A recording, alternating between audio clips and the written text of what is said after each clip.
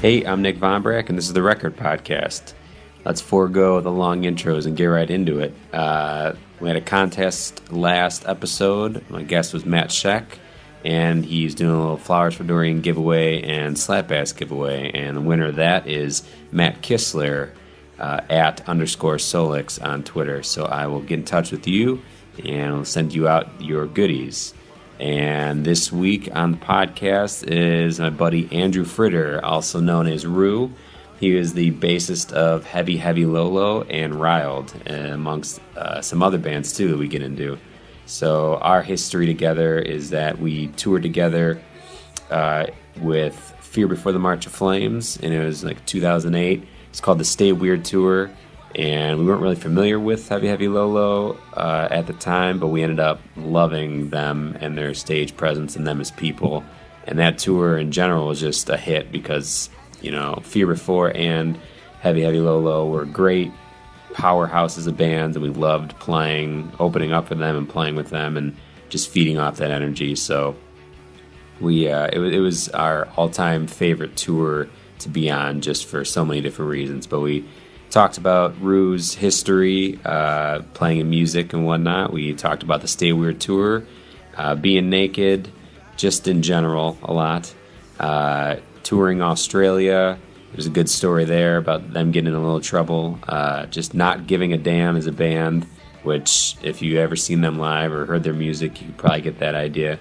And I had a little special guest, Buddy Errol's, who used to do merch a lot for Heavy Heavy Lolo. He was also hanging out with Rue, and so he chimed in and gave some good little stories, and he was on the tour with us too. They had a good crew of just buddies with them that we became friends with, and like I said, this is a good one because it's one of my all-time favorite tours, and I've been wanting to get one of the Lows on for a while now, so I'm excited. I'm excited for you all to check this one out. So let's get to the episode. This is Andrew Fritter, Heavy Heavy Lolo, and Riled.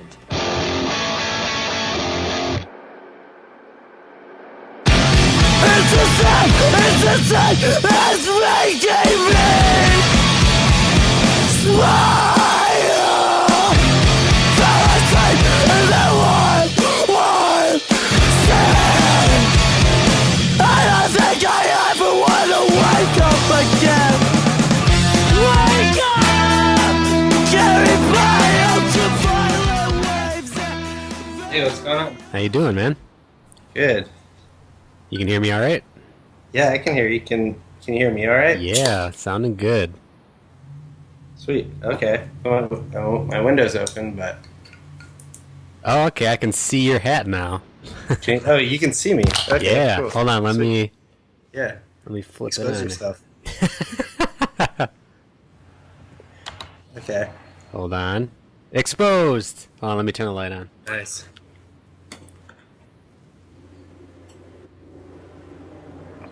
Nice setup. It's not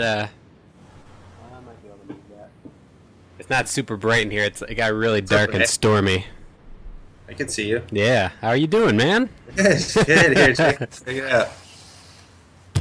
Ah, what up, dude? What up, fool? Cheers. Yeah. Hold on. Let me participate. Okay. All right. Now we can do this thing, right? Should we put the Mongo clip on your computer? However you got to do it, man. Whatever gets you going. No, you don't have the clip. Yeah. Is this breaking up on your end? Because it's storming here, so I don't know if the connection's all right. No, I can hear you. All right, cool. So yeah, I don't know if you've done one of these before, but basically just kind of talk through all the band shit, man. Oh, all right. Now we're looking trippy. Oh, shit. Oh, okay. Yeah. Okay. Well, what the fuck? Yeah, that's cool. Yeah.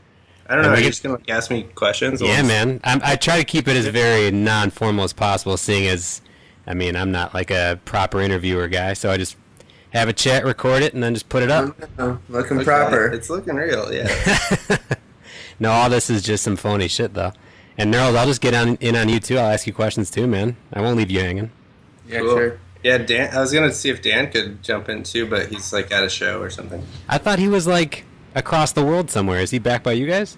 No, he's living in a van outside our house. I thought, okay. where was he before that? I thought he was like, Mexico. Yeah, Jesus, Mexico. man. Wait, are we recording right now? yeah, man, we're just getting into it. All right, sweet. Yeah, because I was gonna say that should definitely be known. Yes, absolutely. Wait, okay. so what was he? Or What was, 736 wagon. Yeah. So yeah. What were you saying? what was he doing there? Because I know before, like, my last update on him was like he was selling posters at college campuses or some shit. Yeah, but that's like a part-time thing. Okay. So on the off season, he lives in Mexico or in a van outside our house.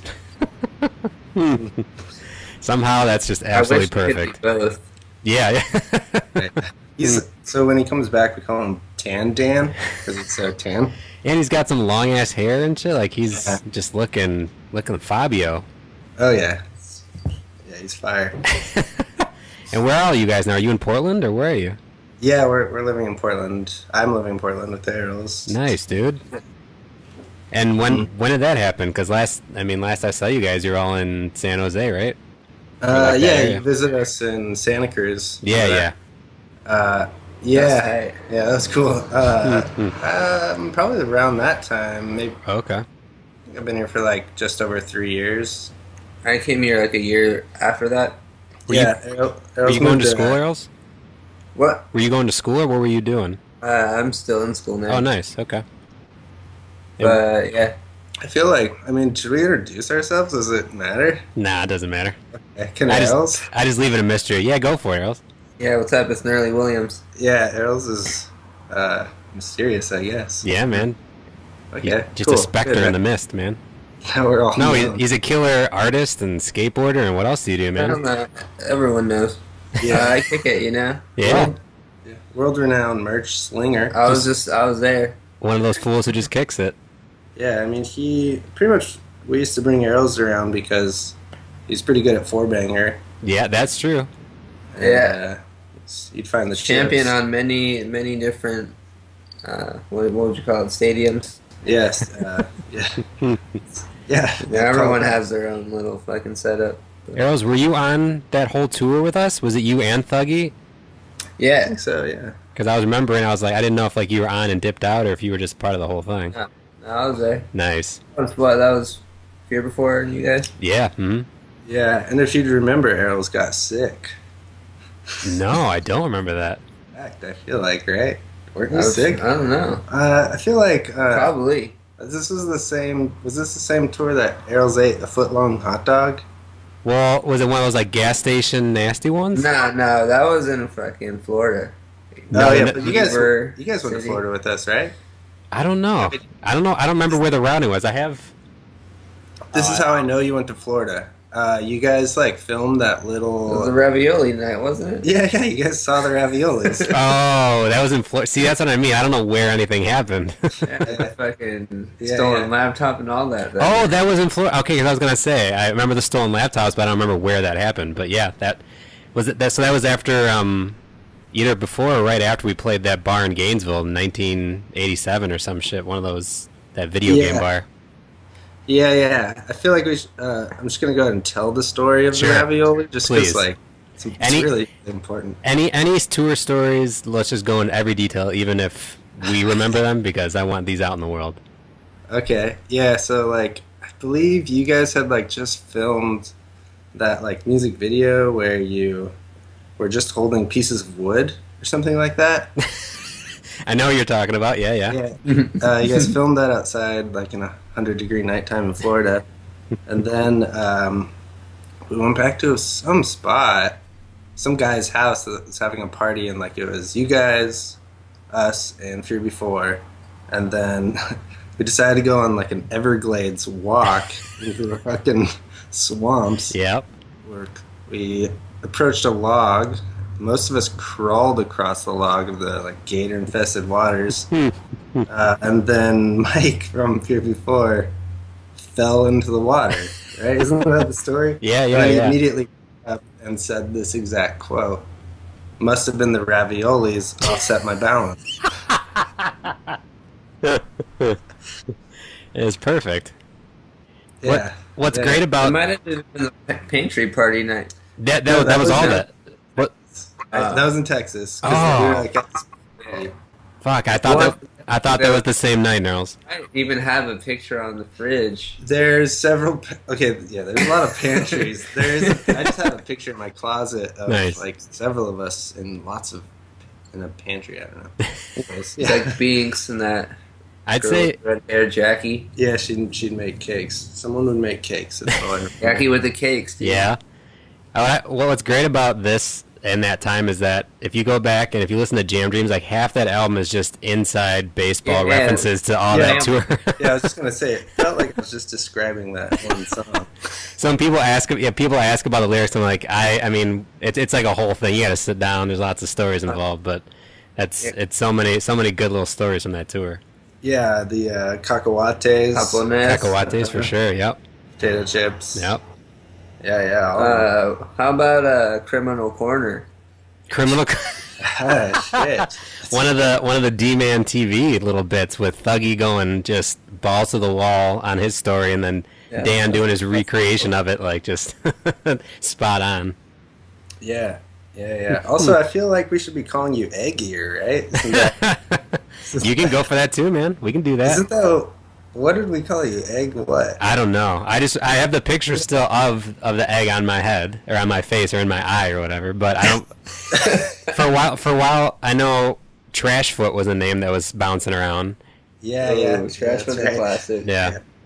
Yeah, that was cool. I feel like these are very inside jokes. No, that's so. Let me describe that maybe. Describe Trashfoot.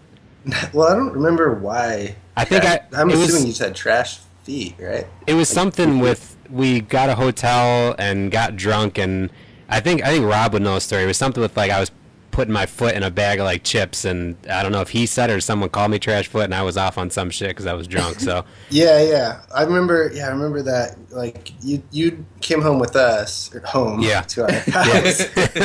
It was a hotel.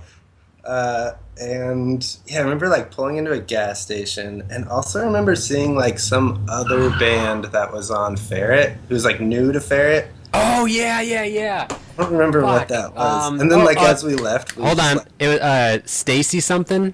something. It was a band. It was like a girl's name of a band. Yeah. Fuck, I remember this. I totally remember this. Go for And it. like you got hard-boiled eggs from the gas station because you were drunk. And then as we pulled off, I remember all of us just yelling at that band. Yep. And then we just took off. And Yep. then we went and you passed out. And we put an egg in your ear. I mean, it's just that's what it was. Ear, not my eye. It was my ear. Yep. I got that picture bounces up every now and then as like a time hop. Like 7 years ago, this happened. Whatever. I'm like, that's perfect. Yeah. Well, so let's go back. Let's take it back to the beginning of the band and like you playing music, so that we can even work our way back into these stories again. We jumped into there. That's all right. That's fine. How'd you get started playing music? Like, how long ago was it? Oh man. I think I've been playing music since I was like pretty young. I was playing shows, like pretty young. However old you are in like 8th grade or something. Okay. So is that like 13, something like that? Say 13. Yeah. 14, 13. Yeah. 13. Yeah. And was it bass? Was it always bass, or what was it? Yeah. I was always playing bass, or like whatever you'd call whatever I was doing to that bass. I wouldn't say I was like actually playing it. Yeah, and then like in high school, I met Dan, and then my brother, of course. And then we just jam around. Did you and your brother, like, had you been playing music already, or did that all start kind of at the same time? No, I'd always like for some while been playing. Yeah. I'm just watching Ariel swipe on Tinder. For some while, I'm talking to Chris about what we're doing. Oh, sweet. Awesome. Yeah. Chris and I had always been fucking getting down. Yeah. Met Dan. Met fucking Rob. Was Chip in the band then? No, he wasn't in the band for that tour. Yeah. So what was nobody or what? was anybody in the band? I don't know if you guys were a band. Were you ever a band? Oh, no one was in Chip's place, right? Yeah. Nobody. Yeah, No. that's like we played as a 4-piece. Huh? Yeah. Yep. Yeah. Cool. Rad. Yeah. So, what happened? Met Chris. Met my brother. Met my brother in high school, and Just take it further back. So, Yeah. like, I met Chris the day I was born. is Chris older than you? Yeah. How much older is he? 20 months. Oh, okay. He's So not much older. 29. Okay.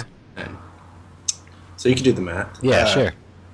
Yeah. So at some point we started to play more shows, and then what happened? We recorded some songs. Wait, so was Heavy Heavy Lolo the first like band you were in?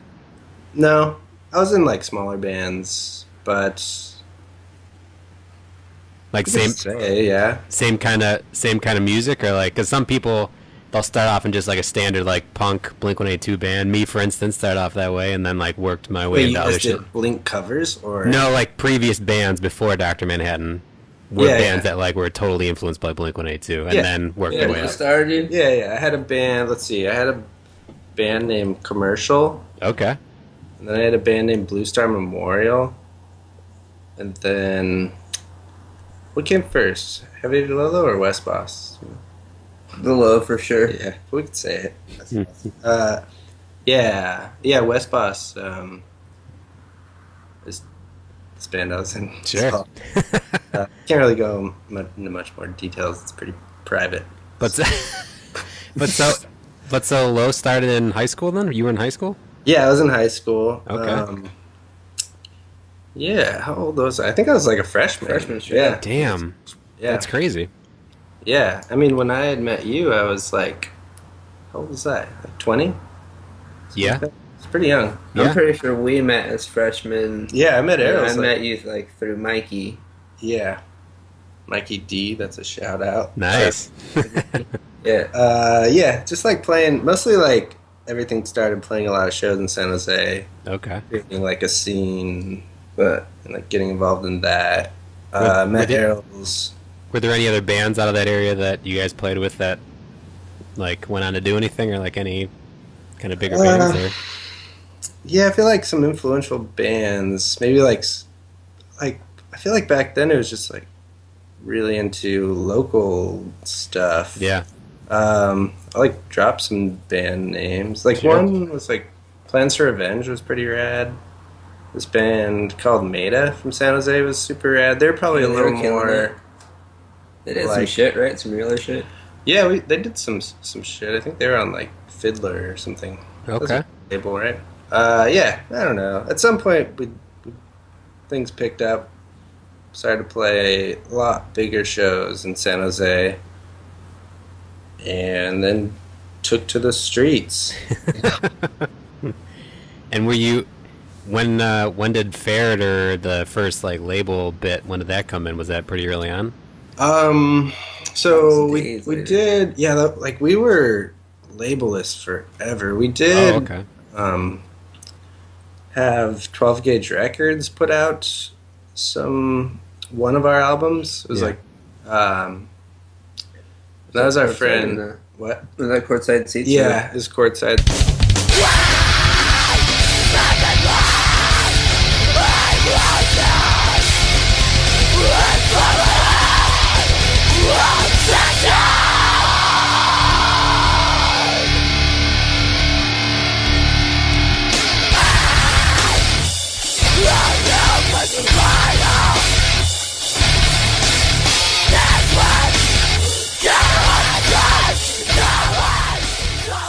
So that's our buddy Jihad. He puts out some cool bands even till today. Okay.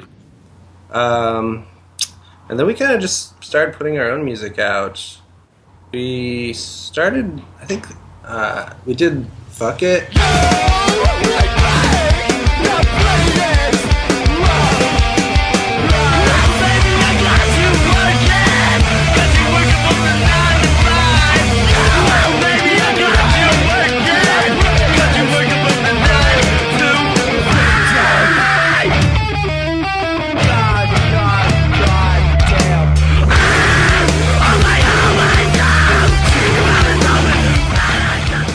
With Sampira, and that Sampira records and does all sorts of bands. Yeah. The Now, studios. Yeah, Panda Studios. But that was actually, I think, one of his earliest recordings. We recorded it under, like, he had his whole computer set up under his bunk bed. And we recorded it in his Nice. garage. Yeah, now he's got a fucking nice studio. So yeah, and then we picked up on the Ferret through Nick Storch, who Okay, yeah.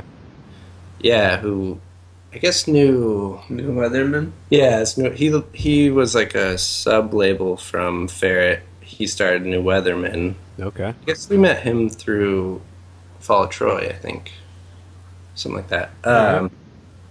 Yeah, Nick's cool. I haven't talked to that guy in a long time, but I do remember the first time I ever met him. I was underage and he bought everyone burritos and drinks, and then he like came up to me and like pointed at the candy store. I was like, okay, sure. And I got some candy, and like this is like the first time we'd ever really met up with them, and I think we were kind of like perusing. We were in Right. Seattle, and I filled up this bag of candy, and he kind of like looked at me crazy, and he was like, "No, man, fill it up." And he like filled it to the top. It's cool. That's awesome. Yeah. All those Ferret and Nick were super cool to us. I feel like we're just sort of different than what maybe they were looking for. Just like Yeah. taking it in a direction that was, some would say, unprofessional. some would say fucking Some punk would say rock. You never totally know. I mean, your first album, you said it was called Fuck It. So, I mean, right there, you just start off as being like, fuck it, man. We're just going to do what we want to do. Well, They fucking knew. Courtside was Courtside Seats to the greatest fuck of all time. Yeah, that's the That full was the name. full- and everything's watched, everyone's watching.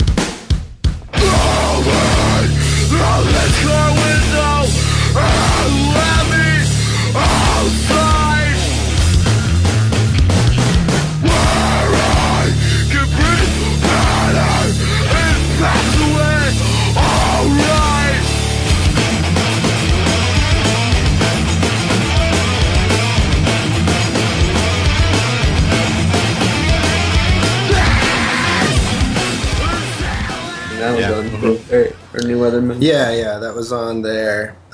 We did. I think we really fucking freaked them out when we did Turtle Nipple.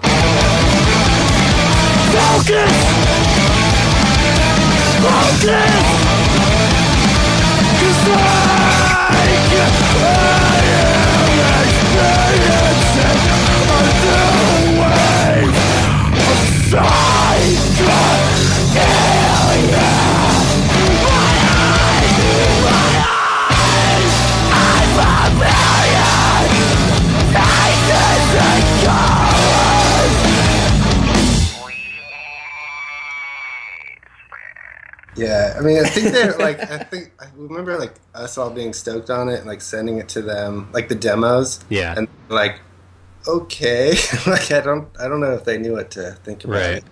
So I think they're used to like real hardcore shit. Yeah.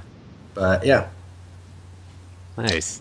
Well, I'll go on record as saying that album, up until, so when we toured with you guys, I don't think we really knew much about it. You probably listened to you just a little bit, and through word of Adam, who we've been talking to on, I think, MySpace or Facebook or something, was just like, here.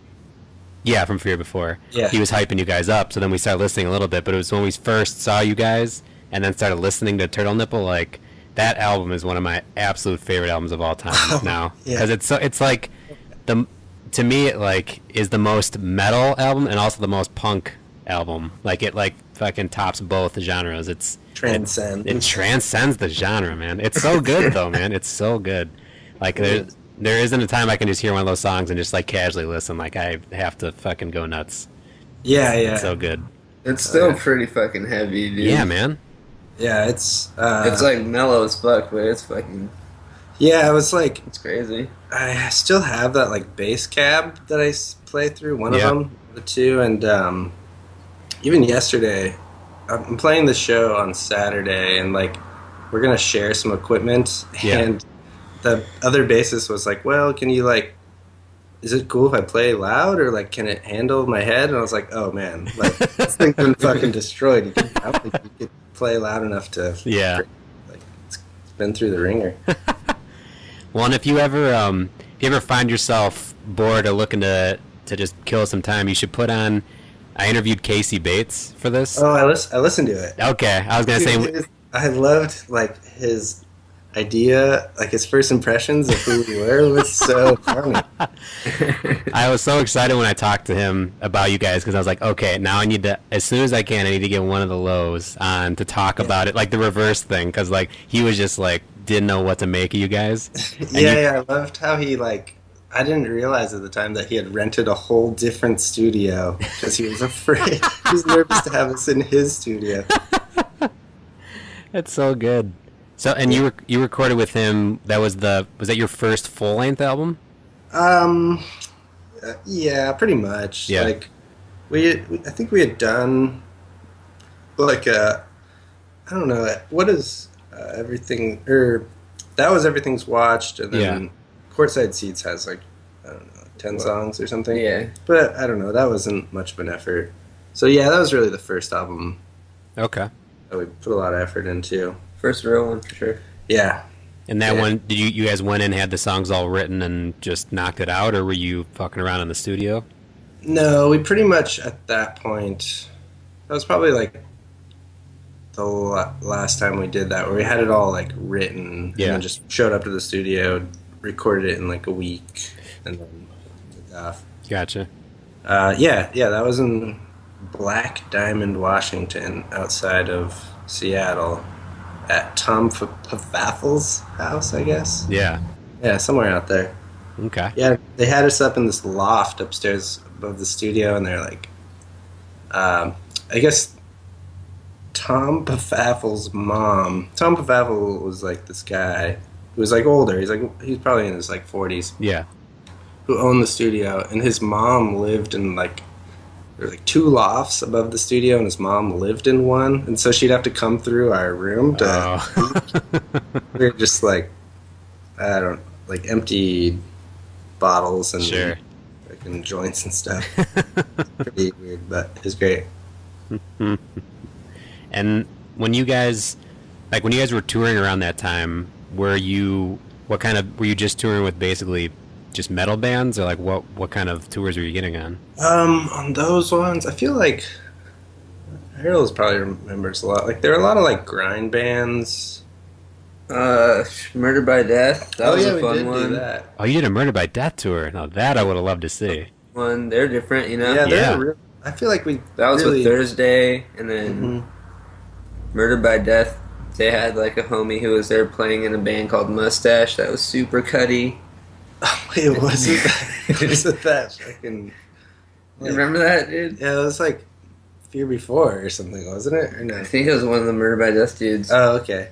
So, on that what tour, else? what are the people who are going to that show like? Are they getting into you guys, or are they just like, what the fuck? Because that's easily you guys are the heaviest band on that package. For sure. Yeah, I think we like played. You couldn't really corner our kind of music that well, so we just were able to play with all sorts of different bands. So we'd go on like tours that were like one direction, and then the next one would be like real fast, loud bands. It was it. See You Next Tuesday. Yeah, that was pretty cool. What is that one? From the Second Story Window. That was a fun one too. Yeah, they're pretty crazy. There's a lot of them. And was there ever a tour that you guys, since you guys, kind of like you said, like you would jump on all kinds of tours, was there ever one that like you felt like you weren't? It's like, oh, this isn't working really, or like people just aren't getting into it, or did you find your way into every one of them? I feel like we did like Sounds of the Underground. Yeah, isn't that one of those like 30 band tours? Yeah, it's like kind of big.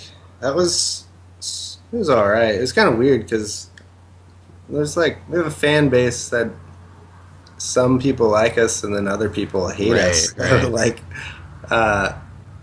you kind of got both of those groups there. There'd be like people cheering and booing after every song, which was great.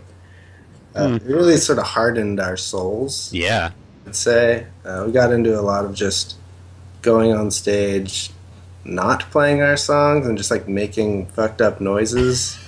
And then just leaving. And like people would pay to go see that, but it's hard to play your songs and some people are just hate you. I think this is why our bands got along so well, because I feel like we had such similar things like that happen to us, where like either we'd play shows where people had already seen us enough times where we're like, well, what are we going to do that people are going to even give a shit about this? And we would just similarly just like hit open notes and just like put on a play or like go insane on stage, or like what, how are we going to change these people's minds right now? I think you're right. Probably somewhat the same with Fear Before, I would imagine. Yeah. That's probably why that show was, or that tour was just a really good time. Well, and it was cool for us because like since we were the smallest band on the tour, we kind of, I mean, we didn't like say this out loud or anything, but we're like, we're just a weird band that gets put on these tours where we don't work. Like Newfound Glory fans hate us, and like all like these tours we're getting on, people look at us and just don't want us to be on it. So this tour was like, oh my god, it's perfect. It's like home. Like every band is like different and just trying to put on a good show, and so good and funny, and like it was like the ideal tour. It stayed weird for sure. Yeah. I think even from the first day, I didn't realize that it was gonna be weird. Like I know I had heard the name right of the tour, like the Stay Weird tour, but it didn't register with me that it was gonna be fucking weird from the start. I think like the very first show, you guys opened up, and you guys had like a suitcase of different clothes and stuff like that, and then you play some songs and then go behind the curtain and then just come out and change clothes. It's pretty weird. I mean, we were just trying to stay weird, man, trying to keep up. And then once haircuts got crazy, that's for sure. Those haircuts. Oh yeah, that and it's so funny too, because like if I can find pictures from the beginning of that tour, by the end you could tell like everyone's had, especially in our band, has had some kind of haircut or like fucking dyed their hair or has like weird ass shirt. Like it's like the progression from the beginning tour to the end of the tour is so good. Yeah, where it's just one group of people just being weird across the country. Was that the tour that maybe not? Did Chris shave like a bald spot on his head and like rock it for like a week, or no? I don't think so, but I do have a shit memory, so I feel like I would remember that. Like balding, it was, and he'd go into the gas stations to fill up. He'd be like a 25-year-old bald guy. What's great too is like I have the picture somewhere here, but the last picture of that tour we're outside of whatever venue is like the perfect. I think it was in San Jose. Yeah, it was like the perfect encapsulation of everybody's like personality in the picture. And my favorite part is that Chris is just off to the side, like half cut off in the picture. Every time I look at it, I laugh so hard because there's this whole mob of people like losing their minds, and he's just like off to the side, just kind of looking off. Cool. This is funny. It's my favorite, man. Mm-hmm. Yeah, that was at I think it's just called the Venue now, and it's in like Los Gatos High School. It used to be called. Oh, that was the last night, huh? Yeah, what was that? It used to be called the Outhouse. Yeah, I think that's right. Sounds right. Yeah. So what? I guess what happened between, like you guys knock out that album, you're just kind of touring along. What happens in between? Everything's watched. Everyone's watching. Yeah. And then after that, like is between that and Turtle Nipple, because I feel like that, even just that between those two albums, like I feel like either some shit had to happen or you guys just were like paving your own way, because those are like such different albums. Touring forever. Yeah, I think we toured nonstop. I guess like at that, like when I recorded Everything's Watched, I was still in high school. I think. Yeah. So it was kind of weird. I think it was like the summer before my last year of high school. At Kyle's house. Oh yeah, there's little you. It's. Let's see, where were we? Sorry, I was looking at that right. picture of you. Of me? Yeah, there's a little picture of you at Rob's old house. Remember when you guys came through? It's kind of hard to see, maybe. No. Oh, yeah. That's when Andrew fell asleep and we put all the chips on him. Hell yeah. Yeah, so I was I recorded that, and then I was doing my last year of high school, and it's kind of weird. I remember, like, being at lunch and having, like, a PR guy from Ferret call and be like, what bases do you want to get for free? And, oh, shit. I guess I got PV bases. Yeah. Which was great. They were real kind people. Were there kids at your high school like, yo, what up, man? Like, or did no one really even know? Most people didn't even know, Yeah. really. It's a quiet little guy. Yeah. Yeah, so then we just did a bunch of tours. We did like Europe. Europe was real fucking I was gonna weird. say, I feel like Europe would either be really cool for you guys or fucking really weird. It was both, I'd say. Like some shows were really good. Just a really good turnout. We did that with Fear Before as well. Oh, This nice. band called The End, a Canadian band. Okay. And yeah, we did Europe, and that was really strange. I feel like we didn't shower like the whole. I remember like showering a couple. So we all just looked miserable and Yeah. and we were also totally out of our element, and that was cool. But definitely, we brought our own vibe Yeah. there. Like either they got it or they didn't. Right. So then it was like that whole thing of you're just playing shows to people that don't like you. So you were used to that. You know what that vibe's about. Yeah, and I think that really like solidified it. I think. Yeah. I remember playing these shows where Rob didn't even come out from the back room. He just brought the mic back there,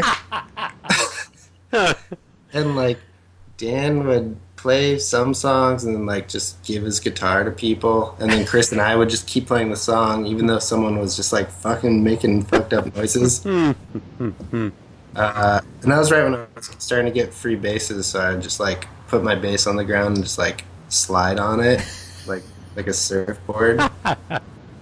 And we just would play these real fucked up shows like that, and then Fear Before would come on, and everyone knew them, so they were just Yeah. all of a sudden it turned into a normal show. It was kind of just like this weird act, but then sometimes we play these really good shows. So Yeah. either way, people probably left thinking that was something strange. I mean, that's you don't want people to just leave and just be like, that was cool. Like that, they can go Yeah. see a cool band anytime. You want to fuck them up a little bit. Yeah, exactly. It's like when bands play for like an hour, you end up hating that band. Yeah, yeah, that's true. Yeah, so we did that. We came back and we started to like do some demos at Sam Pura at the Panda Studios back. So I guess what we had done was we had signed with Ferret, and they gave us this deal, like a certain amount of money in our contract to record. And Yeah. then the next album, which would be Turtle Nipple, was like significantly more money. Yeah. And they were expecting us to find a producer or take their suggestion and like a recording artist and stuff. Yeah. We were just kind of like, no, we're just gonna do it with our friends. So we went back to like what we felt comfortable with, and Yeah. kind of just used all that money that we would pay someone to record with for a few days. We just Right. all lived off of it in Nice. a studio and wrote Turtle Nipple. It's probably why Turtle Nipple's so weird. We had like 1 month to do all the writing and demo, and then another month to write more and record it. Oh, nice. Okay. So it was of doing nothing. We did that in Oakland. I think like that whole time I went outside like 5 times or something. Do you remember what Ferret was like? Who they were trying to pitch you as producers or anything? Like who they thought you guys should work with, or? I don't remember. I don't know. It's probably something that Chris would have Yeah, dealt with for sure. yeah. Chris really did all the. Yeah.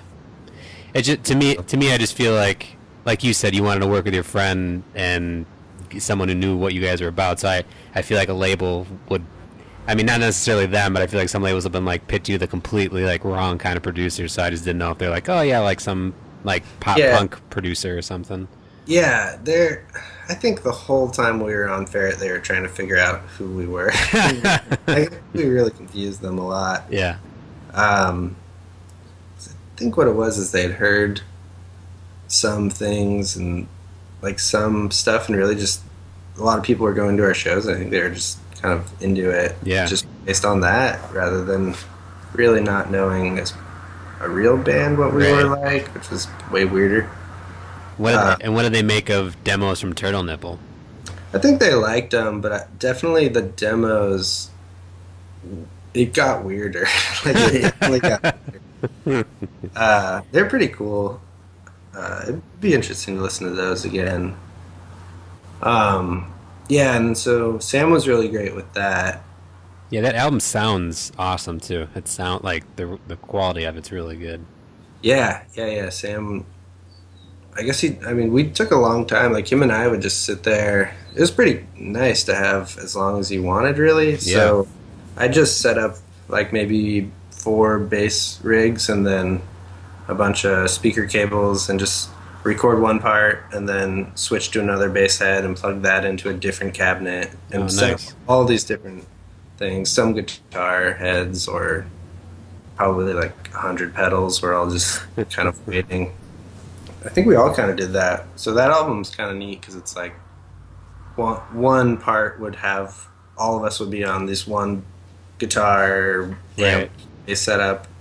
And then the whole next part of the song, everyone would switch to a whole different thing. So that's how we, rather than turning on a distortion pedal. Oh, yeah. Different tones, you know? Nice. So that was cool. So we did Turtle Nipple, and that was kind of weird. I think from the start we were like, we don't really like our fans, so let's lose them. Well, it's such a, and like I mean, I remember so a long ass time ago when Dr. Manhattan was first starting, we played a show with a band who was buddies of ours, who the drummer really liked you guys and showed us you guys. And that first album we heard, I was like, oh, all right, yeah. I mean, don't know this band, but okay. And so then when we started playing with you guys and seeing that stuff live and seeing Turtle Nipple live, like, that's when I got it. I was like, oh, I feel like this is what this band has really been trying to get to, not the other album. Because I think there are good songs on that album, and especially when you see them live. But I feel like Turtle Nipple is like, this is Heavy Heavy Low. Like, this is that band. Yeah, definitely, like, Turtle Nipple songs live were way more interesting of an experience to see. Where we also they were newer songs, so we enjoyed them more. Right. Well, I had that bird whistle for some of the songs. That was the best part. That was cool. So, like, one song on Turtle Nipple, if you go to, that was Venice Beach, you can get those? Yeah. Yeah, if you go to Venice Beach, there's this guy who sells these little tongue whistles made out of, like, rubber bands and felt. Yeah, felt. And, like, you can put it on your tongue and, like, make this bird whistle. Yeah. But in the recording, it's like, I don't know what song. Do you remember what song that was on? All I know is that was a cool part of the live show. Yeah. So, like, in the recording, you could hear it in the background of Errol's just, like, blasting that whistle so hard that it sounds really insane. And then we get this real weird heavy part. But live, we do it where Errol's is at the merch table with the whistle in his mouth. So we'd, like, get to that part of the song, and all of us would just be silent. And then you'd hear Errol's on the other side of the room. And then we'd go into it. That's awesome. All day, every day.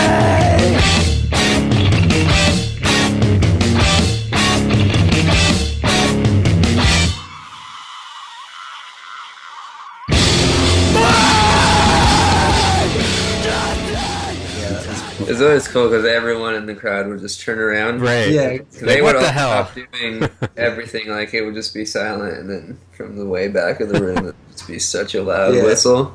Now, did you always tour with them? Were you always doing merch with them or hang with them? I probably missed like a couple, but that's for sure more of them that I made it to than missed. When did Thuggy come along? How does he get involved with the band? Thuggy came on one of the tours that I wasn't on. Yeah, I wasn't on that one. They came home with him, but I wasn't there that whole time. Yeah, I was, like, still finishing my last year of school when he showed up. So we had another bassist play. I think Player Nick, maybe? I don't know. Possibly Schwaff. No. Maybe Schweff. Yeah, and so I think they picked him up because I don't really know. I think he just needed to get out of Connecticut or something. And so we brought him all the way to California. That was, what was that band called? I can't think of, it's like, I don't know. It was like an East Coast band that knew him and were like, will you take our friend away, I guess? And and he was bald. That's important to say, like balding and huge. Yeah. And the first few times I met him, he was just wearing this like wig, and I didn't even know he was bald. I just was just a real weird wig guy. piece, dude. Yeah. How would you describe Thuggy for anyone who hasn't met him? Yeah, he's like the most important feature, which is like it's really hard to say what his most important feature is, but it's definitely like his voice. Yeah. He's got this like East Coast, highly What East is Coast Thuggy accent, real kind of in your He's face. a G. Yeah, and he's maniac. like kind of scary looking at first. I was gonna say he's pretty menacing looking if you just saw him like walk past you on the street. One time I saw him after he had been hit in the head with a hammer. That was tight. He's one of those dudes that you probably wouldn't want to like, even if if once you know him you start to realize he's so laid back and such a nice guy, but like if you blew past him on the street you'd be like I might not bug this guy, I may not get on his wrong side. Yeah. I mean, I guess we should say like the reason you're bringing up Thuggy is because we brought him on tour as our security guard. Yeah. Why you spitting on my boys? Yeah. So okay, what did we do? We played St. Louis was our first show of that Foo Bar. Or no. Was it Foo He Bar? would wear the gorilla mask. Yeah. On stage with his arms crossed. Yeah, and then we played Chicago. I think it was the second show with you guys. Yeah. And there's like that. I don't remember what venue it was, but I remember had two. Like it had a floor level and like a second level that you could look down. Oh, so that was subterranean, the one where you go up the huge flight of stairs to get into? Yeah, maybe it had like some on stage, like some sketchy, like sharp twirly stairs. Or Yeah, because we hung out in the green room, which had the twirly stairs, and Dan got naked, and I was like, oh, so this is like the first or second show with them, and I've already seen Dan naked. This is going to be a good tour. Like, it's getting kind of a long wild. time if you think about it. Yeah. So this really started the tour off weird. Like we brought him on tour just kind of like, we kind of like to bring our friends on tour. We always bring arrows for like our like therapist, really like a band therapist. But all around homie. Yeah. All around homie. I want to see that business card. Yeah, so we brought him and we're playing the show, and I guess some people spit at us, and he saw it. I didn't really notice it. I was up there with him, and there was this like couple kids who like hung over the railing and started. Yeah, and Thuggy, I guess, just ran up there and was like, I think, did we even stop playing, or was like, I don't remember. I think you guys did stop playing because you had to tell him to stop. Yeah. He pretty much was like, this is my job, I'm the security guard, and he ran up there and was like, why you spitting on my boys? Why you spitting? Yeah. Why you spitting? And They had no answer. They were just... Yeah, I don't think they realized like the giant guy at our show was with us. Ghost faces. They're he's shocked, and they fucking ran. Yeah. Like especially anyone who goes to our show, he can just mollywop. Like, he's just fucking huge. Yeah, if I saw Thuggy running at me, I would fucking run in the opposite direction. Yeah, so we took him there, and really just, I think the whole thing was that it became really way more funny if he was just my security guard. Because I was like specific to Rue. Yeah, because I was just so small, and so he'd stand right next to me every show, which was great. I do have a picture of him on stage. You're wearing the blue Dr. Manhattan shirt, and he's next to you in the gorilla mask. Just mugging. Just arms crossed. Yeah. Mugging everyone who gets close. Which was amazing. I love that. And then like sometimes I'd like go up to him next to him, and he'd just pick me up and just throw me into the crowd. It's awesome. Yeah. And then that's the whole story of the pantry. That's where you guys got the like potato chip. Sure. Because, or that's like, what's your guys' lyric? Oh fuck, I don't remember. Reading a book in one sitting, all that, dude. Yeah. And then the took some CMT. Couldn't find my contacts for a week. Yeah. So Yeah, to get us cacahuates. so like we're at that party in Texas, and I just saw a picture of that. he comes up to me. It's like a big party. Like it's not just us. Yeah. It's like whoever it was had like find a the huge photo. party. Yeah, and he comes yeah. up to me, and he's like, "You hungry?" I was like, "What? Yeah, yeah, I'm hungry." And then he's like, "Get in there and get whatever you want." And then like I kind of remember like being like, all right, and so I go and just get some food, and somebody calls us out, and then he stops them from calling us out because like you can't fucking do anything, and then Just that's where life we broke out all bodyguard. the chips. Yeah. Yeah. Was that the same night we flipped the couches on the people kissing? Yeah, Yeah. that was that night. Yeah. Finger felt her blouse, I believe. Is the correct- Finger felter blouse was exactly it. Yeah. So was that tour the first tour Thuggy went on with you guys? Yeah, I think so. So Oh, we that's had brought, perfect. we took him on like a leg of a tour home Oh, to okay. California. Okay. Yeah. So there's that, and Thuggy's interesting. He's like still living in the Bay Area, Yeah. and yeah, Yeah, I just remember him going on and on about DMT, just like talking about how it blew his mind and changed him from like a horrible like ass kicking dude to just very peaceful and like Buddhist and shit, and he would just go on about it. yeah. I think he's all about that back then. Yeah. that CMT. seeing like worlds and other dimensions and like the grid of the world, and he would go on and just like blow our minds. We're like, what are you fucking talking about, man? This is so interesting though. Yeah. That's gonna be no matter what, you know. Yeah. Mhm. Yeah. Yeah. What else happened? That tour was. Well, so all one of sorts my weird shit. Do you remember that San Diego show? maybe you should start talking about it. I don't remember. Yeah, you'll remember it. Trust me, because I think all you guys were just walking around naked in aprons. I think there's like aprons in the house. There's like a house show. Was Well, that the show we played in the backyard? Yeah. What's that? Was that the show we played in the backyard? No, it wasn't in the back. No, like on that tiny No, weird it stage. wasn't. Yeah, and wasn't Dan a was running backyard. around naked. Yeah, no, that one in the backyard was like in Kentucky or something. This one was a house. Yeah. We played inside. Was that the one where the mattress or someone's getting body surfed no, close to the ceiling? That was Alright, Thanksgiving. Here, this is a picture from that Texas party. Oh wait. Oh yeah, where someone went and got the mustard out of the fridge of the house show and like sprayed everyone with mustard. That was at Thanksgiving. Yeah, that was Thanksgiving, and we wanted turkey, and Thuggy was like, "Well, let's make turkey burgers then." And so we made turkey burgers. Did Oh yeah. Here, let me just show you that. oh yeah, It's this party. that's awesome. Yeah. You gotta send me this- all those this fucking pictures. Those are Show great. in San Diego.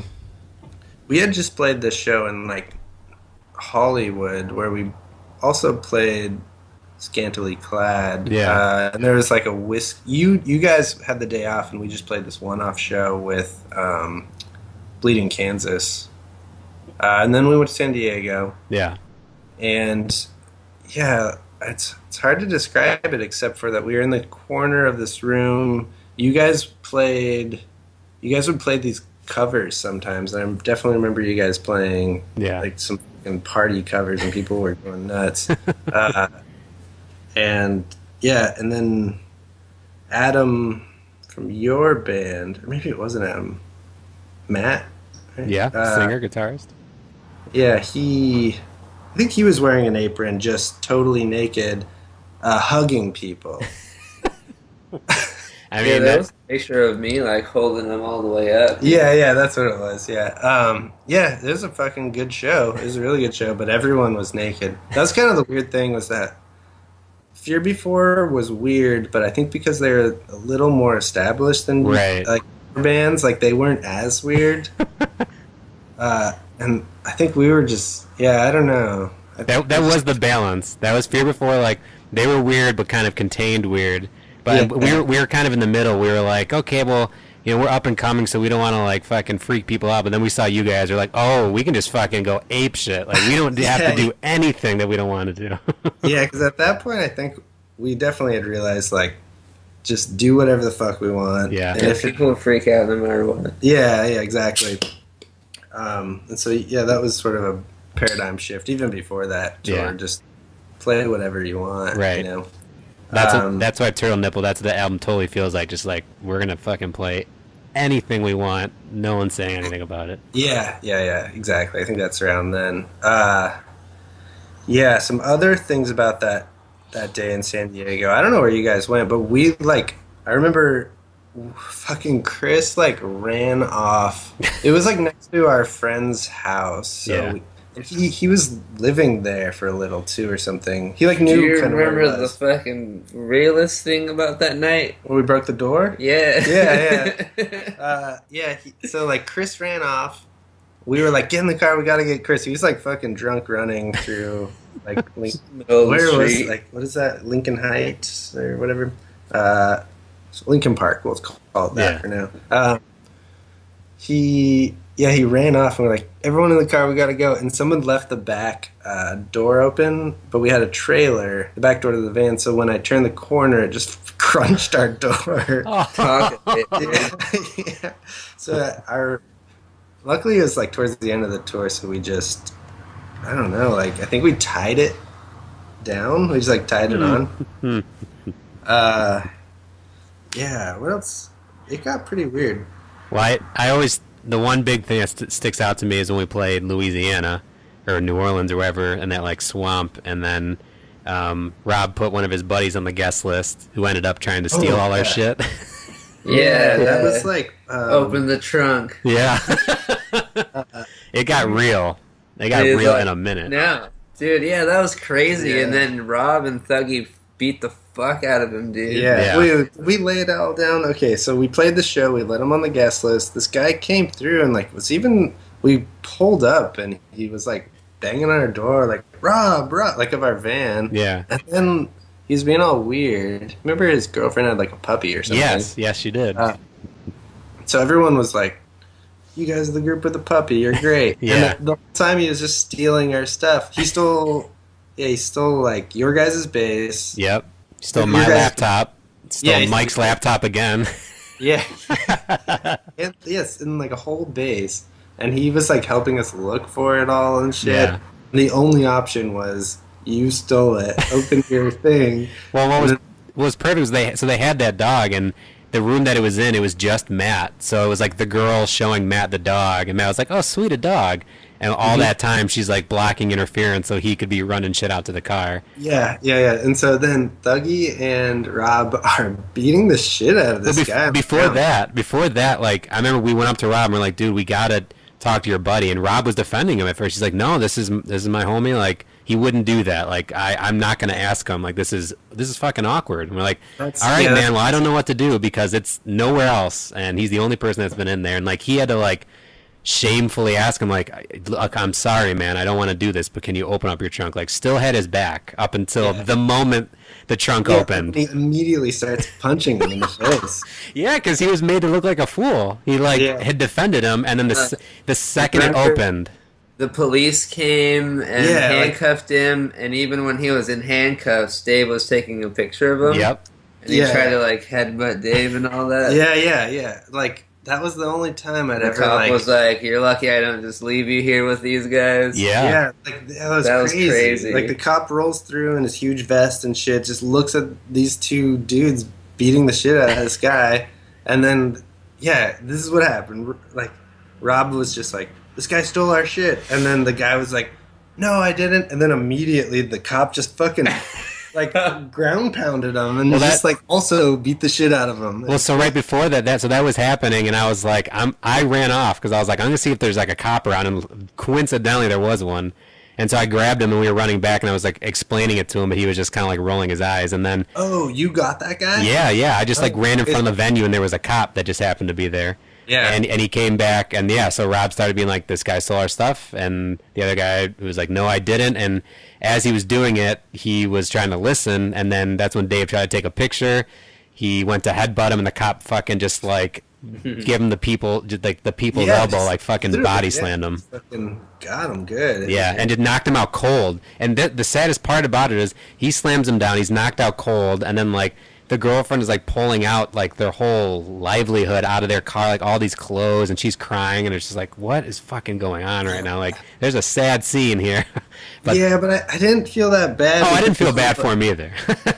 Yeah. I remember the only way we knew this guy is we like, stayed with him in Houston once or something, and like we stayed in his like parents' mansion or something. Yeah. Like, so he like, I don't know, he's just stealing. You didn't need that shit. Right. But seeing Rob and Thuggy just like unleash on this guy, they didn't take it easy on him. Yeah, I could tell Rob took it hard. Like, I fucking just had your back, and you made me look like an idiot, and I'm gonna let you know about it. What's funny is I also have like a vivid memory of just after that. I think we just like blazed or something, and then went to a gas station. I just remember like looking at the candy, like just being like, I just want candy. Fuck that. Yeah. Like, I think we were all just there, like, all high, and like, did that really happen? Right, yeah. That night always stands out to me. And there's clips. I've never really seen Rob sock somebody so hard. Yeah. I mean, I wasn't by it when it happened. I just saw, like, I was kind of seeing the backs and, like, the arms raise up and get down. But they don't look like they were joking around. But there's a few shows that people recorded around YouTube, and that's one of them from that night. Is we're on the stage, and I think we were wearing masks, and like it was there's just like I remember that vividly, and usually when I search to watch clips of that tour, that show pops up a lot, and I'm like, oh man, that was a night. Yeah, that was that's right, that was the tour I wore like goggles every show. Those like Charlie and the Chocolate Factory goggles. Yeah, and I'd tape them onto my head. And then like after, I don't know, one song they're impossible to see out of, so I just would really just play the whole thing. Right. And yeah. Pretty cool. Yeah, that whole tour was like, we consider probably two tours our favorite, which was Warped Tour, which is just like a whole other thing. It's not even like a tour. Yeah, it's just an experience. Yeah, and then that tour, the Stay Weird Tour, which for a myriad of reasons and stories was, like I said, anyone can listen to Jam Dreams and just pick apart lyrics from that and be like, oh, that's that tour. Yeah. I think we're the same. Yeah. I think all of us really like that tour. Yeah. I remember right before that we had toured with Horse the Band and So Many Dynamos. Oh yeah. And that was like called the Art Tour. And he was Horse the Band was selling this art that they drew of like fucked up like things like the Shitstein Chapel. Yeah, and that was a good one, dude. Revert 69 plus 2. Mm-hmm. That's where you're eating plus shit. 2, 69ing. Yeah, the old U-turn. The old U-turn. Is where you take shit and turn it back around. Yeah, and so dude. Yeah, fucking Nathan's amazing. Yeah, and I think we all really liked that tour. Yeah, that one was a weird one because it was sort of strange. Like, of course, the band was sort of pretty heavy and strange and weird, and we were also like heavy and strange and weird. But then there was also, is that your wife back there? Yeah, and your baby daughter. Yeah, I think she's sleeping, so she kind of quietly crept by. Oh, cool. Yeah, so that was a weird tour where like all the bands didn't really. We all liked each other. Like that's the funny thing is like people don't realize that all the bands on a tour generally like each other, even if they're not playing the same type of music. But then the crowd perceives it as like, oh, I don't like you because you're not the kind of music I like. I like that other band on the tour. And so they'll like boo, but really like when one band gets booed, it bums the whole tour out. It's like people are booing your friends. You know? Exactly. So that was kind of weird. Like that was because So Many Dynamo was a little softer and more like intricate. And, but we all really fucking loved So Many Dynamos. Yeah, they were great. And, that band fucking rules. Yeah, that was, and I even remember I was so like young back then. That I was like, I remember being Clayton. Yeah, I love Clayton. Yeah, the drummer. Yeah. Bald. He's bald. Yeah. Lots of bald talk in this. Yeah. Listen, I got nothing wrong. Nothing against bald. uh, yeah, so I like remember being being in the crowd watching so many Dynamos, and then this group was just like, oh, that band, or this group of kids, it was like, that band sucks, I can't wait for Heavy Heavy Lolo. Right. I was just right next to them, and I just remember being like, oh man, you guys hated that band? And they're like, yeah, like anyone who likes that band is dumb, some shit like that, you know. And then I was like, oh yeah, totally. Oh, I'm gonna go play now. And then I guarantee they were like, oh, we're fucking assholes. Yeah, exactly. It's just like, but then I think once we got on the tour with you, that really didn't happen. Because it was either you, I think that whole tour package was nice. Yeah. Or maybe everyone was just too weird that we all sucked. That we were all just fucking. I mean, I'm a little bit of both. But yeah. But it was funny too because we ran into I'm trying to think because we played with so many. No, we didn't play with so many Dynamos. I think we had either just toured with you guys or we were just about to or just gotten off of one, and we met with them and they were just about to sign a Vagrant, and so I remember like hanging with them and talking to them for a minute about it, but I don't think we ever played with them even though we tried to, and like the guy who signed us to Vagrant also signed so many Dynamos, so like we had kind of close paths, and you guys were friends with them, but yeah, they're not that far from you guys. Yeah. Aaron did vocals on Turtle Nipple. Getting stuck inside the boxes we relate. Because the fuck with all the questions are the same. I guess we're in a casket up. I guess we're all just getting stuck inside the boxes we relate. So drink up, cause all we ever get is a taste. I guess we're in a casket up. I guess we're just in a casket up. That was cool. Yeah, absolutely. That's that I'm telling you, man, that album, and it's probably because we just all have so many good memories tied to that tour. Just listening to that album is like, it's not only is it a good album, but it's like a feel good album because it's like, oh man, just I'm back on that tour. I'm listening to this album. I'm seeing it live. It's like just seeing like Dan just absolutely like his headbang isn't like a headbang. It's like he starts from like the low of his back to like his knees. It's a whole body bang.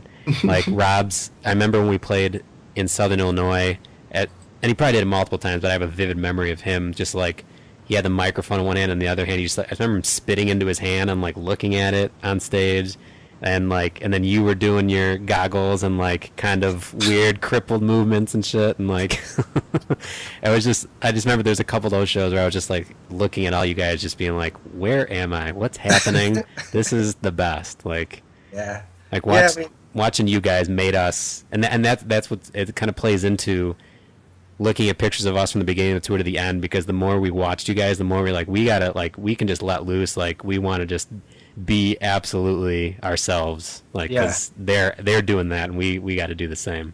Yeah, and in the end, like, doesn't matter, right? Kind of like this, I don't know, whatever. As long as you don't fuck up too much, right? You can kind of strangely be anonymous and just do your thing. Yeah. Well, that's what I mean. Like playing with you guys, really. Like I said, we'd get on tours and be like, man, I don't know if we just like fit in this world, because we'd play big shows or like big shows to us, and then people would, 5 people would come up to us, or like people would just mostly look at us like we're idiots, or like we've never felt like in place anywhere on a tour. So when that tour happened, it was like, oh, okay, there are other bands that like think the same way we do, and like just do what they want to do. So well, so like after that, after we toured is when I started to sort of like keep track of you guys. And it seemed like you had like a fan base that was pretty strange, like throughout a pretty solid like Illinois fan base. Had Midwest, that existed before that, or? I was a little bit before. When was that tour? Do you remember what year it was? 2008. 2008.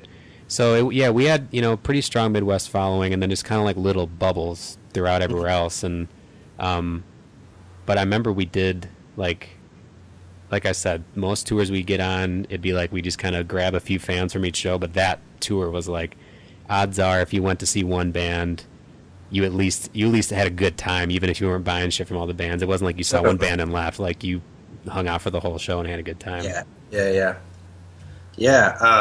Dude, so this is really random. I was at, I like wish I had asked this. I was at Warped Tour like 2 years ago to see some friends in this band called Story So Far. Fucking, what's his name? Chris Conley from Saves the Day. Yeah. I don't know him at all, but he was in the tour bus, and you guys recorded with him, right? Yeah, Jammed Rooms, he produced it. Yeah, I remember sitting there, and then like he left, and I was like, oh, I really wish I had asked him if he knew you guys. Yeah. Just like see what his what he thought of you guys. Yeah. Or like he thought you guys were weird or something. Oh yeah, man.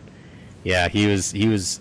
That would have been like, if there was some weird way we could have gotten both our bands and Saves the Day on a tour together, that would have been something. Because like he was one of the most spaced out, trippy dudes, but like kind of like a thuggy in a way, where like just so peaceful and happy, but like so trippy and out there.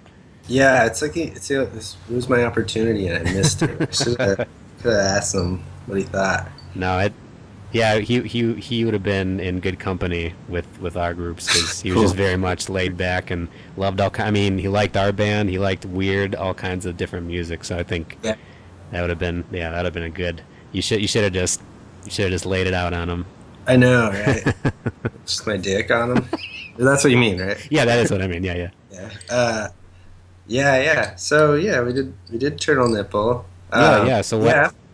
After that, Nipple. we did Hospital Bomber. Yeah, that EP is awesome, man. It's so good. I climb over the jet, I climb over the fence.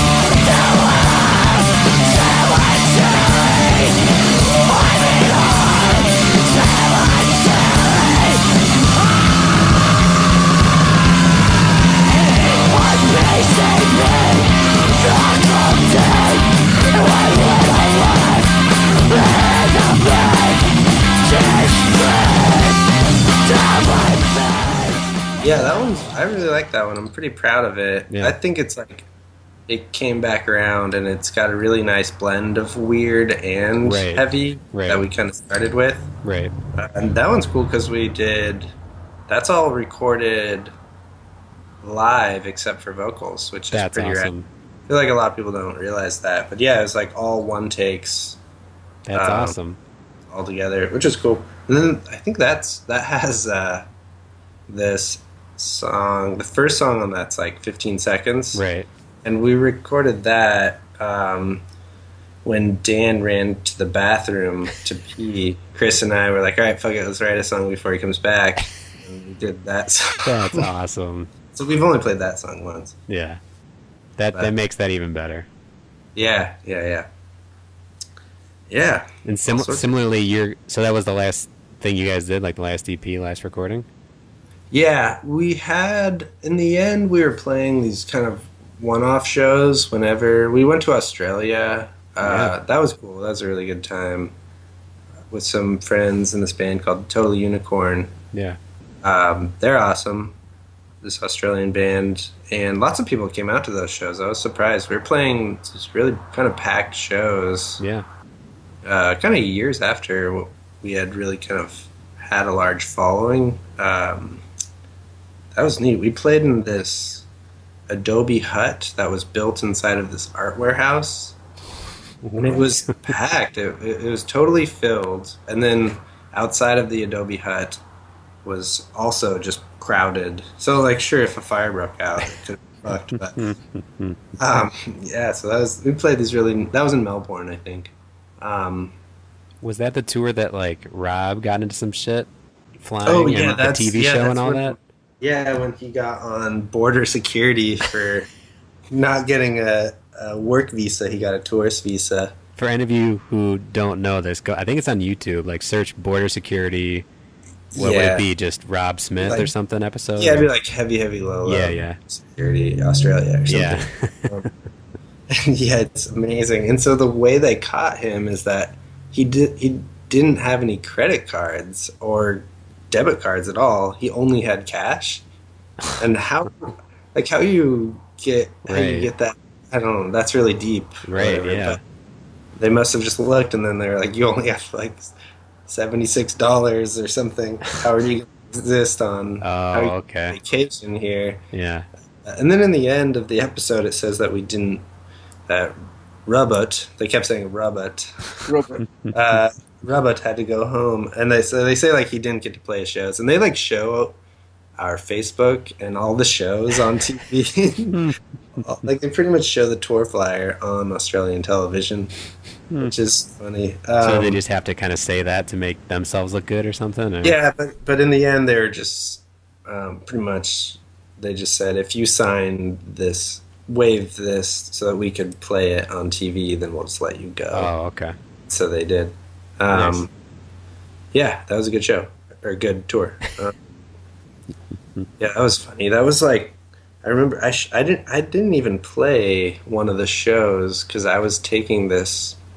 I had a final in college, multivariable calculus final. Damn. I had to take, and then I flew over and met with them and missed one show. So they played one show without a bassist, which was probably weird.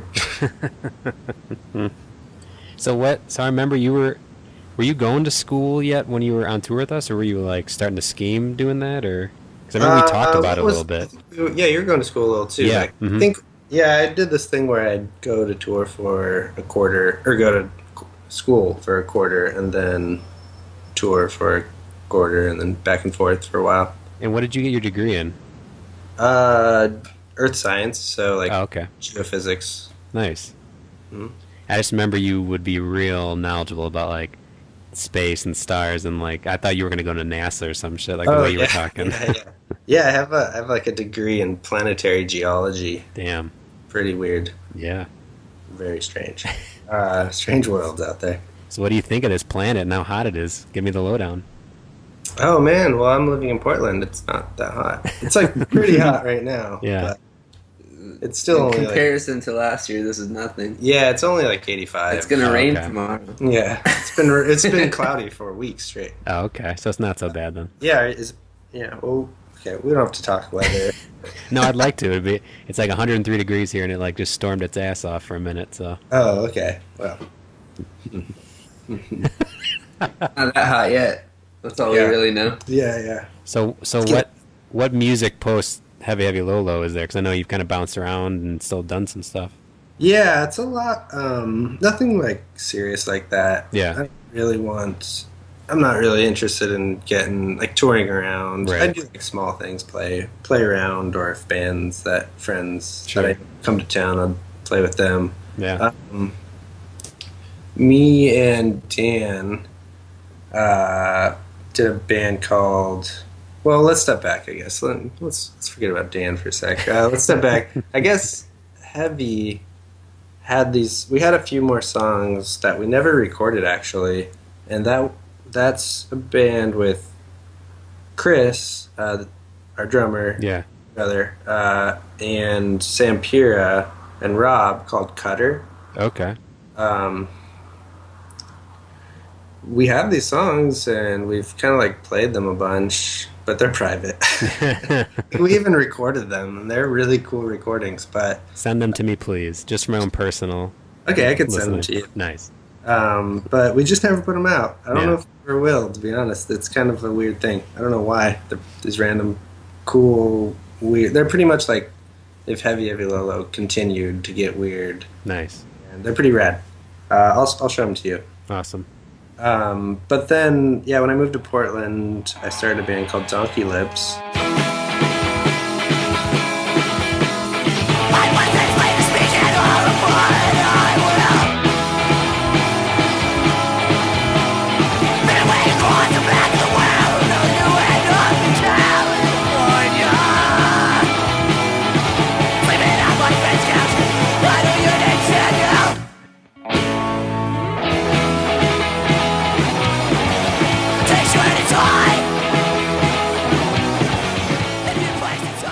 It's pretty cool. We pretty much just play house parties. Okay. Like pretty much we just take the best of that tour and just do That's it. awesome. So we play these we just played our last house show and I was wearing tall socks and underwear, Aussie jumps, and Dan was completely naked. And there was like a pretty packed show in Portland, and I think the first show, the first song, just waves of beer just were thrown at me. It was just a really good time. And those are the kind of shows we play up here. It's kind of nice to get back to a scene, rather than sort of just a national scene, just like a DIY Portland scene is neat. So yeah, Donkeylips is cool. We have an awesome album, I think. What's that called? What is that album called? Donkeylips? Yes. There's no title to it. Yeah, no title. It's just Donkeylips. Maybe it has a title. Maybe I forgot it. But currently I'm doing this band called Riled, which is pretty cool. Dug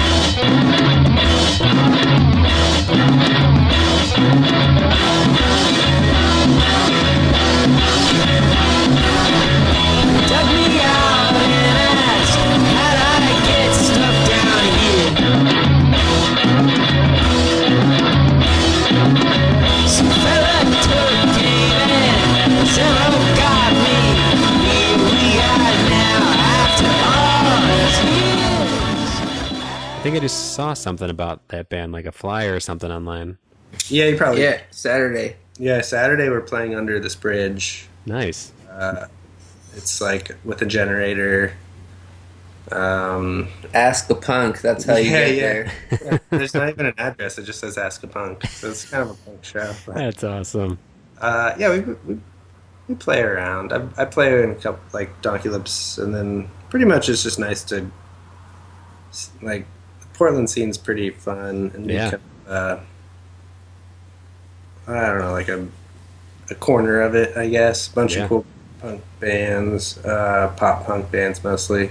I also did Downstairs. Yeah.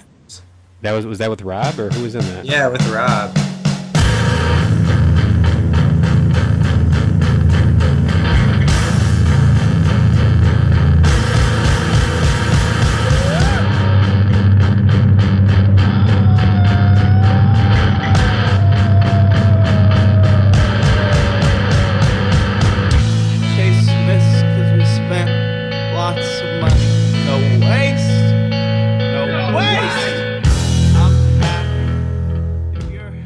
Me and Rob, and then our friend Brennan and Drew. Brennan's Brad. Yeah, Brad. Brad's in this band called Blowout. I just heard a song from them. It's super good. Yeah, they're coming out with an album probably like in a couple days or something. We're playing their CD release. Oh, so maybe that's what I saw, because I think it was something for Blowout, and then I saw Riled on there. I think they're going to like Chicago or something. You should go see them. Awesome. Yeah. I'd love to. Yeah, we're doing all right. Yeah, man. Getting free drinks. That's all you need, man. Yeah, basket of fries. Yeah, pretty much. I'm just working and living life. Well, good, man. Yeah. I'm glad you're still playing and just living it. Yeah, I'm still making weird stuff in my weird corner. Good. Mm-hmm. Well, good, man. I appreciate you taking the weird trip with me. Like I said, we all finally look back at the Stay Weird tour as like absolute of a tour. That was our favorite one. Mm-hmm. I feel like, can we just bring up this whole Criminal Corner one more time before we end this? Absolutely. I mean, that was fucking rad. That D-Man TV was legit. It's so much of that was, like I said, it was a perfect time for us because like we were writing a lot and also doing a lot of D-Man TV. So probably like half of those episodes are skits from that tour, and then a lot of the songs have to do, like, we wrote songs but didn't have lyrics for songs, so like a lot of lyrics were just throwbacks to this tour. But Criminal Corner, that was perfect because it was just like, yeah, we hung out with Thuggy enough times where we're like, this guy's got stories, we just got to record him just like going off. I think that's all we did. We just set up a camera, made the lighting all dark and like mysterious, and just had him tell some stories. Yeah, I feel like we have to say that probably people don't realize it was just your band and our band renting a hotel room together and then hanging up a towel and then just filming each other doing fucked ups. Well, and that's I don't know if it's that episode or the next one because there's kind of a few that blend together. But there's the Matt playing Santa's buns, but with a piece of wood, and someone shaving his head. I think Adam. Yeah, that's what I was talking about. Yeah, there's that. There's Adam playing acoustic guitar and like saying some poetry, and then like Dan and Crip and Thuggy are like floating in and out of the video. Like there's so many like little bits that are from that tour. That's what I mean. Like that. I'm so glad that we recorded all that stuff because I have all these like even if I forget, I can just go on YouTube and just kick it for like an hour and be like, oh man, look at all this good shit. Yeah, that's cool. So you guys are all doing good? Yeah, man. All the guys. Sweet. I'm up in the burbs, me and my wife, and we got our little baby. I see your house back there. Oh yeah, just kicking it. Yeah. And then all the boys live in the city. Matt is. No. Matt's doing. He has a hip hop project called Esophagus. Oh, that's that. We rap for free. Yeah, Eros has a hip hop project called Rap for Free Records. Rap for free records. Tell him to hit me up. You need to get in touch with him because his beats are awesome and he's super good. Like he's doing. I like the clothes that he makes. Yeah, so that's what it is. It's like that and clothes he makes, and it's super good. He just played a show not that long ago with like MF Doom or some shit, like open for him or something. So he's dope. Crazy. It's real. I mean, Matt's always had a knack for writing good songs, but like, yeah, he's always like kind of in the background made beats and like projects. So it's super good. Time will call me. Yeah, I will tell him. I'll tell him to find you on Facebook and hit you up because he would love to do that. Say his number out loud. And his number? Sure, we can get into that. I don't have it on me. And Adam, he just started a project called Beethoven, which is like some songs that he had written that we never did anything with, like just songs he had always had, and it's his own band where he plays guitar and sings. And then Andrew's been doing like music videos and stuff there's a punk band out by us called Meatwave that's super good. He's done a couple of their videos, and he's just been kind of doing video projects and stuff. So, and him and Matt have like a electronic project. I forget what it's called, F2L2 or something. But yeah, so yeah, they're all doing good. They're just living in the city, just playing shows, kind of doing the same thing, just playing shows, living it up. Nice. They're having a good time. Cool. Well, man, this was great. I was so excited to get. But you do this just for fun, man. Absolutely. Yeah, talk more. I mean, this is kind of the reason I'm doing this. It's an excuse to be like, hey, what up? Let's talk for like an hour. Yeah. And now we have a new one just for fun. Right. And you brought the special guest early on the project, so that was a nice little surprise for me. I'll be here, dude. Yeah, just don't close. We'll just be here. You'll just hang in this room now? This is your spot? Yeah. Well, I mean, this is a real spot. Looks like you have a really good DVD collection. Oh, sure. It's just chilling there. Not getting any use. Yeah. Just hanging. You know, if you ever need it, though. That's true, if I ever do. I've got some open wall space, though. I need to get a neural art piece up on here. Oh, yeah, we'll do it, dude. I love it, man. Every time I see you posting stuff, it's so good. I know. I do want to get one. I've asked you like 3 times for it, and then at some point you sent it to me, and I got to find it because I do want to get one. Well, whatever. We can make a new one, or... Yeah. We made shirts, dude. Maybe we'll send you one. Absolutely. I'm in the wash right now. You wear a large or what? A medium, dude. Medium? Yeah. Shit, we only have larges, so you might have to wear it on a lazy day. That's what I do. Yeah. That's fine. Hey, wait. Can we bring up your... do you have... What's your facial hair all about right now? Oh, it's all patchy and nasty. Oh, that's just natural right there? Yeah, that's just patchy nastiness. That's not an implant. I thought it was like you're going for a goatee, like a soccer dad goatee. No, you sideburns. you can see I've got like a missing patch here. It kind of connects on this side a little bit more. It's all just kind of sketchy and needs to be cleaned up. That's all right. Oh, no, don't clean it. It's No. clean. It's so clean. I need to fill it in a little bit, maybe. Oh, yeah, that Foxy Shazamsty. Yeah. Oh, that's great that you mentioned that too, because I remember when it was either, we toured with you guys, and then we were about to tour with Foxy, and then I think we were asking you guys like, oh, what's it like touring with them, and then you guys were just telling us like, yeah, I mean, it's cool, like this, and this. But I remember talking to Rob or you about like, because I think that was like the next tour we were about to go on or something. Yeah. I think we had just like finished a tour with Shout out to Aaron Eric, right? Eric. Aaron, not Ern. Oh, Ern. Yeah. He was their merch guy at the time. Yeah. Oh, nice. That's my Titus. homie. He's the Yeah. best. Titus merch guy. Nice. Yeah, Eric Nally was the mascara mustache man. Yeah. Who's on like Macklemore? Yeah. That's Now, crazy. Yeah. That's some crazy shit to see. Yeah, that is weird. Yeah, that was fun. Really, all it was just like me and Errol's and Ern hanging out playing Halo 3 because Nice. it just came out. Nice. Guy with the needler full if you're out there. Yeah. Their Tripping. keyboardist, this guy, would always pull out the needler. But Come on. some would say it's a noob move, but it was effective. Only some. Yeah. Cool. Yeah. Yeah, cool, man. I'm gonna have to dip because I got the baby and all chilling No, that's here. cool. Yeah. That's all right. But thank you both, man. This is awesome. And you're Yeah. right. We need to do this again on a not like any reason purpose. Just Yeah. Skype in and hang Yeah, out we for a don't- minute. Talking to a mic. Okay, Yeah. cool. Sweet.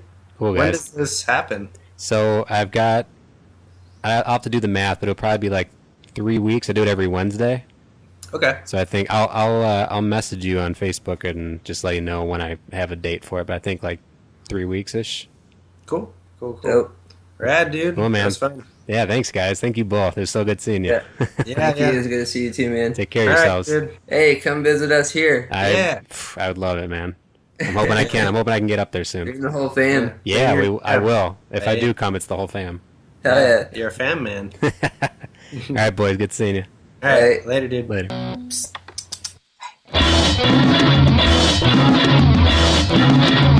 Thank you.